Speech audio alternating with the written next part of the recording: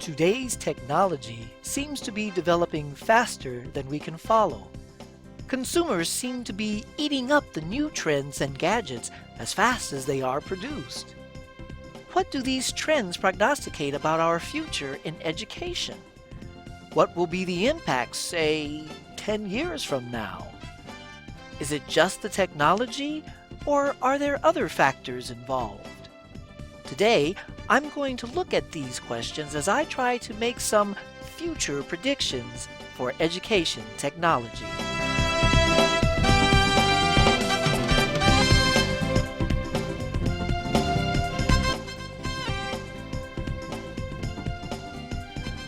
Disruptive innovations are dramatic creations technologically, sociologically, even ideologically that put a crimp in the status quo and change the steady flow thereafter. There have been many disruptive innovations that have changed our future in history. The automobile, the airplane, the telephone, the personal computer, and more recently, the World Wide Web, cell phones, cable TV, and wireless computing. These disruptive behaviors have had a decisive effect on our lives. Education has had its disruptive innovations. Even now, these new creations are making an impact on how we view, implement, and assess our current and future curricula. The New Media Consortium, NMC, and the Consortium for School Networking collaboratively came out with their NMC Horizon Report for the year 2015. In it, they include some disruptive innovations that show strong implications for change in education. Wearable technology and BYOD, bring your own device, are included in their report, as well as 3D printing, makerspaces, and the flipped classroom.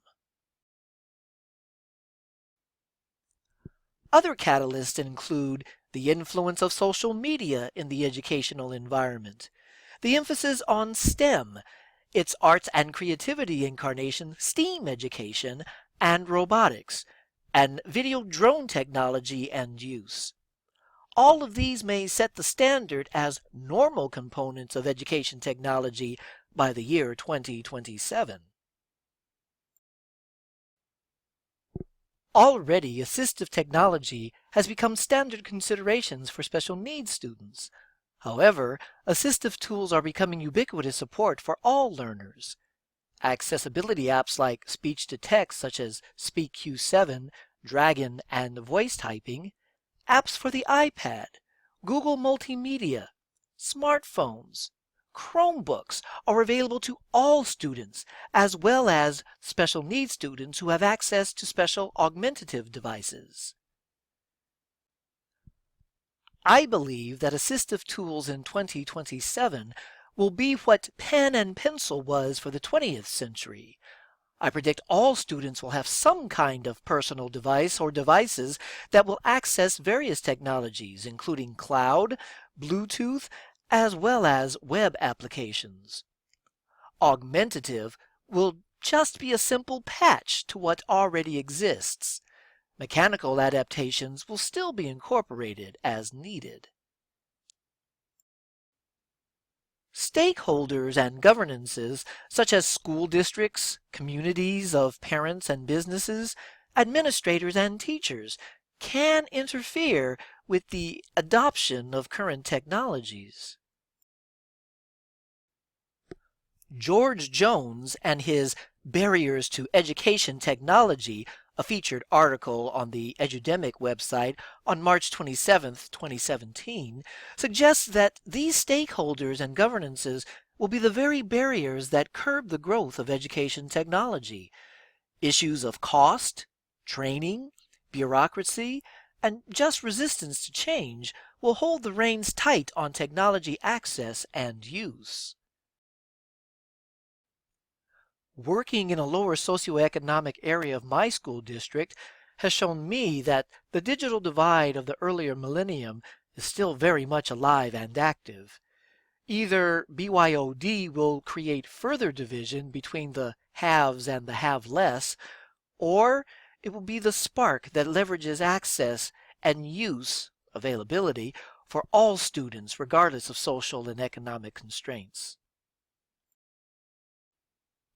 To that end, I believe that 10 years from now, stakeholders and governances will be responding to the needs of the students and jumping to fund their creative innovations, especially as it plays a role in how this nation compares to the other countries as they begin to move technology beyond the speed of U.S. industries.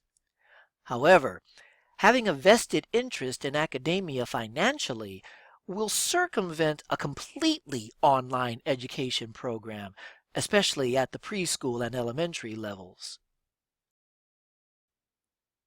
Connectivity is an area that has a significant impact on education technology and its use now and will continue to do so in the future.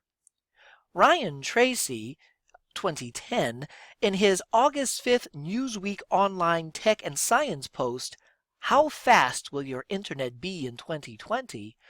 points to slow speeds and narrow bandwidth are issues and sometimes barriers for school districts in poorer communities.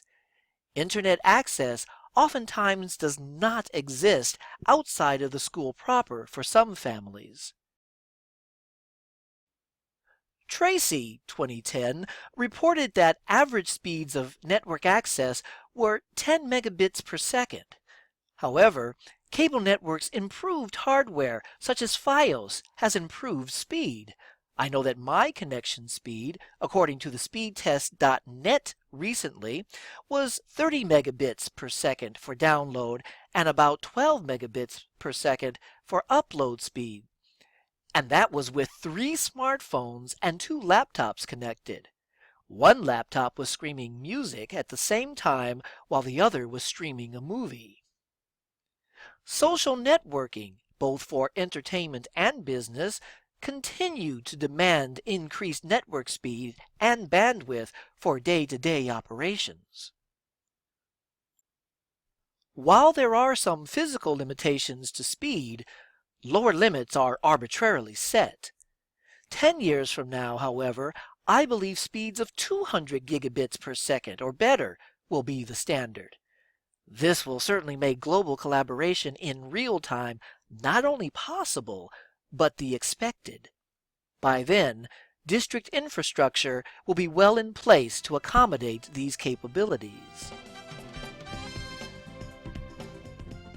Increased technology, more assistive tools, innovative learners as creators, the speed and bandwidth to connect it all and make it fluid will be the springboard from which more predictions will be made then. Any takers for 2037?